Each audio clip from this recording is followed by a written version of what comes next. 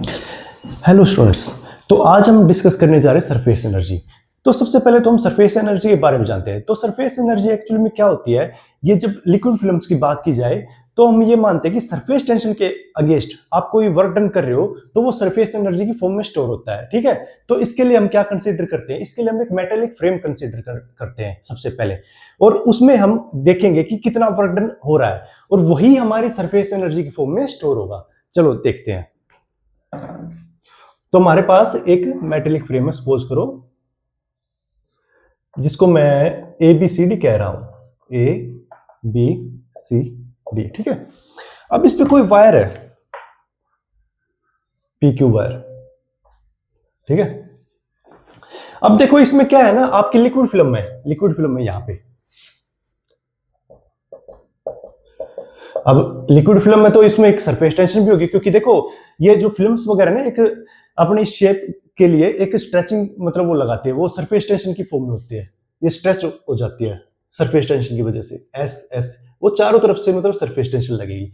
अब मुझे क्या करना है, इस वायर को ना यहां से लेके यहां तक स्लाइड करना। सपोज करो मैं इस वायर को यहां से लेके यहां तक स्लाइड कर देता हूं, मैं इसको पी डैश क्यू डैश कह देता हूं, सपोज करो। अब देखो मैंने जब यहां से लेके यहां तक स्ट्रेच इसको स्लाइड किया तो कुछ ना कुछ तो हमने डिस्टेंस मूव किया है ना, डिस्प्लेस किया है इसको। अब डिस्प्लेस किया है तो देखो हमें पता है जब भी हम कोई भी चीज डिस्प्लेस करते हैं तो वर्क डन होता है ना। अब देखो ये जब मैं इसको इस पी क्यू वायर को यहां से लेके यहां तक डिस्प्लेस कर रहा हूं, ये सरफेस टेंशन क्या चाह रही है कि मेरे अगेंस्ट वर्क ना हो, मेरे अगेंस्ट कोई चीज ना हो, लेकिन हम इसके अगेंस्ट कर रहे हैं, फोर्स लगा रहे हैं, तो वो चीज हमारी सरफेस एनर्जी की फॉर्म में स्टोर हो रही है। तो चलो कैलकुलेट करते हैं। सबसे पहले हम डेफिनेशन लिखते हैं बच्चे। ठीक है, तो सरफेस एनर्जी, इसको मैं एससी से डिनोट कर रहा हूं, है ना। सरफेस एनर्जी यहां पे लिखा है, is defined as amount of work done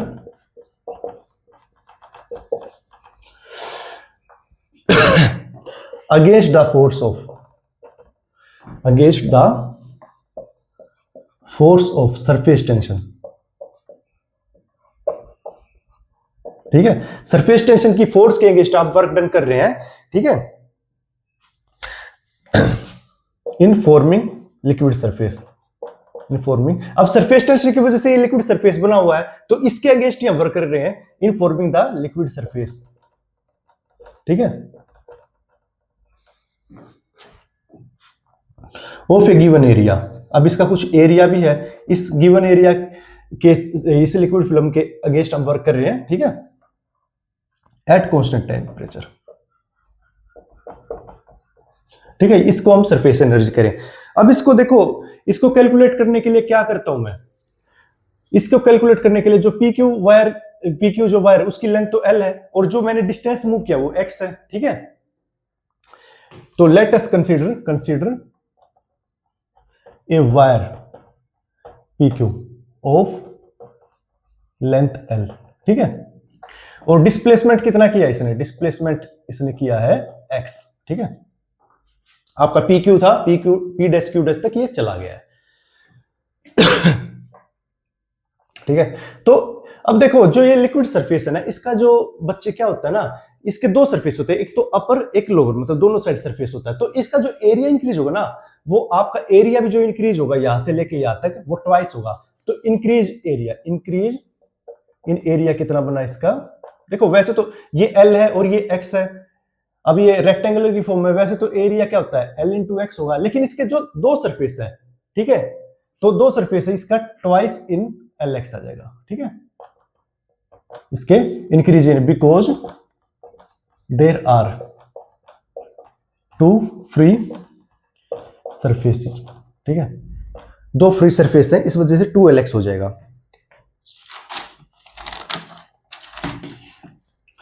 अब देखो हमारे पास सरफेस टेंशन क्या होती है, सरफेस टेंशन एस, ये होती है फोर्स अपॉन लेंथ। ठीक है, फोर्स अपॉन लेंथ होती है हमारे पास सरफेस टेंशन। तो अब देखो यहां पे सरफेस कितने हैं, हमारे पास दो सरफेस हैं, मतलब दो हैं, तो यहां पे मैं एस को क्या लिख रहा हूं, आपका 2l, तो एफ क्या आ गया मेरा 2ls। ठीक है, एफ आ गया मेरा 2ls यहां पे, क्यों आया? क्योंकि हमारे पास दो सरफेस है, इस वजह से मैंने, वैसे तो हमारी सरफेस टेंशन होती है F/L, लेकिन यहाँ पे दो सरफेस है, इस वजह से मैंने क्या कहते हैं F/2L लिख दिया यहाँ पे। ठीक है, इसको मैं कोई सेकंड इक्वेशन कह देता हूं। अब वर्क डन क्या होता है? वर्क होता है फोर्स इंटू डिस्प्लेसमेंट। ठीक है, फोर्स इंटू डिस्प्लेसमेंट। मुझे पता चला है कि जो इसको मैंने डिस्प्लेस किया है सरफेस टेंशन की फोर्स के अगेंस्ट, इसको इस साइड। ठीक है, तो फोर्स की जगह मैं 2Lx लिख देता हूं, 2Ls इंटू एक्स। अब इसको मैं अगर टर्म्स को रीअरेंज करता हूं तो क्या आता है? S into 2Lx। ठीक है, ये कोई थर्ड इक्वेशन है। अब देखो बच्चे, मैंने बताया था कि 2Lx हमारा किसके बराबर है? Increasing surface area. Increasing surface area del A, suppose करो मैं 2Lx लिख लेता हूं। ठीक है, क्योंकि सरफेस एरिया इंक्रीज हुआ है, तो क्या मैं इस 2Lx की जगह यहाँ पे डेल्टा ए पुट कर सकता हूं? F क्या आ गया? S इंटू डेल्टा ए। तो सीधी सीधी बात है, ये जो वर्क डन आ रहा है वो सरफेस टेंशन इंटू डेल्टा ए आ रहा है। ठीक है, अब देखो वर्क डन हमारा एनर्जी के बराबर होता है, क्योंकि देखो जो वर्क डन जितना भी किया हमें उसमें करने में एनर्जी लगी है ना, वो सरफेस एनर्जी के बराबर है। तो क्या मैं W को E लिख सकता हूं यहां पे? तो E क्या आ गया? Implies equal to S into delta A. ठीक है, यहां से E आ गया मेरा S इंटू डेल्टा, यहां पे X, सॉरी A आएगा, है ना, यहां पे A था। ठीक है, गलती से X लिख दिया था। तो अब देखो मैं इस साइड एक बार इसी को थोड़ा सा रीअरेंज कर रहा हूं, तो S क्या आ गया? E upon delta A. तो सरफेस टेंशन को मैं इस तरीके से भी डिफाइन कर सकता हूं। अगर इस फॉर्मूले के अकॉर्डिंग मैं डिफाइन करूं सरफेस टेंशन को, तो क्या आ जाएगा? Energy required to increase the surface area. ठीक है, ऑफ ए सरफेस फिल्म, है ना, मतलब कि एनर्जी रिक्वायर्ड कितनी होगी आपकी वो एरिया इंक्रीज करने में। ठीक है, तो सरफेस टेंशन को कैसे डिफाइन करूंगा? मैं एक बार इसको इरेज कर देता हूं, ऊपर से सारे को इरेज कर देता हूं, ये फॉर्मूला छोड़ देता हूं एक बार बस। Surface tension of a liquid is also defined as the energy required. ठीक है, to increase the surface area. ठीक है, सरफेस एरिया इंक्रीज करने के लिए आपकी कितनी एनर्जी रिक्वायर्ड हो रही है, उसको भी सरफेस टेंशन कहते हैं। अगर मान लो मैं if delta A equal to 1 है, तो डेल्टा ए अगर 1 हो गया, मतलब इंक्रीज इन सरफेस एरिया अगर 1 यूनिट ही है, तो S इक्वल टू E आ गया। तो यानी कि सरफेस टेंशन ये भी हो सकती है कि आपकी energy required to increase the surface area by unity. ठीक है, या आप ये कह सकते हो amount of work done. Surface tension is amount of work done in increasing the area of liquid surface by unity.